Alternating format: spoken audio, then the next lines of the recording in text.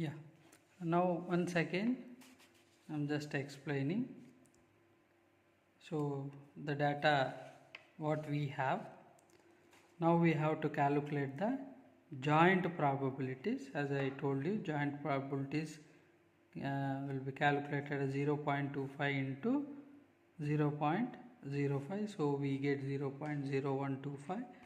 so in the same way we calculate for 0.35 into 0.04, so it will be 0.014. in the same way 0.40 into 0.02, we get 0.008.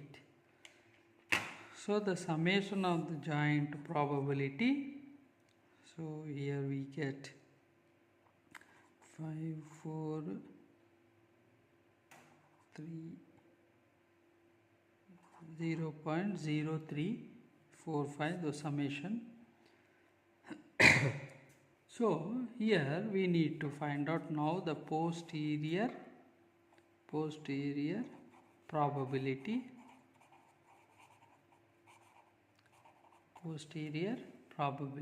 So how to find the posterior probability? So joint probability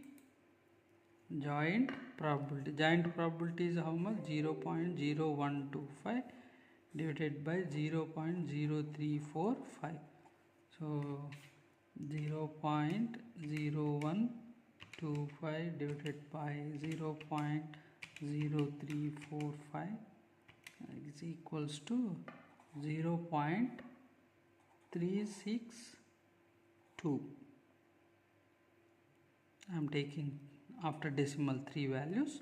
In the same way 0.014 divided by 0.0345, so 0.014 divided by 0.0345, so how much you will get? 0.405 something you will get, and 0.008 by 0.0345, the same as 0.008 divided by 0.0345, so 0.231. so these are the posterior probabilities that what we have calculated. So in the see posterior, actually from the above table, if we observe from this above table,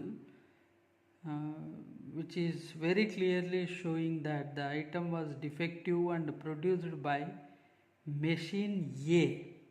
So this is machine A. Machine A is how much? 0.362. Suppose if we convert into the percentage, it will be 36.2. So 0.362 into 100 will get how much? 36.2%. so 40.5%. so 23.1%, like that we can take. And suppose, see here whether what we have calculated, because here the probability is equal to 1, and this one also we should get equal to 1, as I have adjusted some value 0.362 plus 0.405 plus 0.231. see, I am getting 0.998.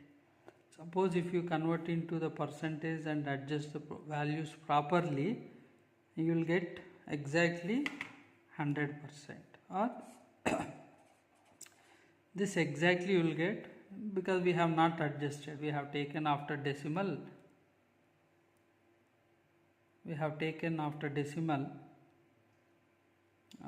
after decimal 3 values, so we have not adjusted the values properly, so here we will get the 100%, right? Thank you.